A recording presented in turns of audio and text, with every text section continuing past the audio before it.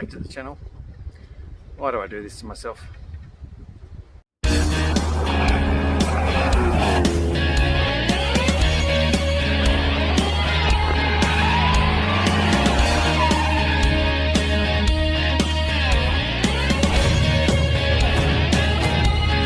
Alright, so we're in the process, I don't know if you can see that, but pulling the subframe out. So far, nasty surprise number one, these corner braces were filled with water and starting to rust. I'm so glad I got to this when I did. So we'll pull them out. If we come around to this side, these are the pineapples that were in there, and they're filthy.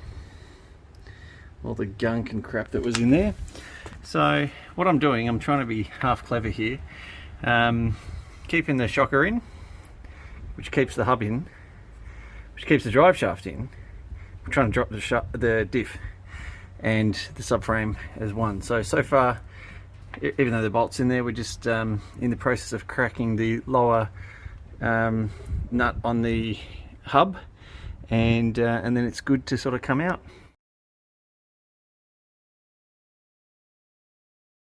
My one big gripe for the day, don't know if it's going to come up, you can kind of see it. There's a crack in the muffler. This is not good. So what we're going to have to do is we're going to have that welded and cleaned up before it goes back in the car. Okay, day two.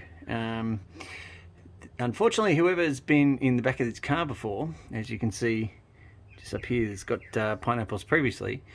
I think they have mucked around with the diff. So finally I've got the diff out. That helped.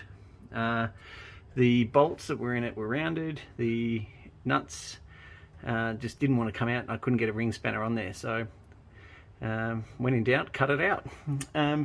So basically just got to crack the bottom lower control arms, and I think we're good to go then to drop it all out.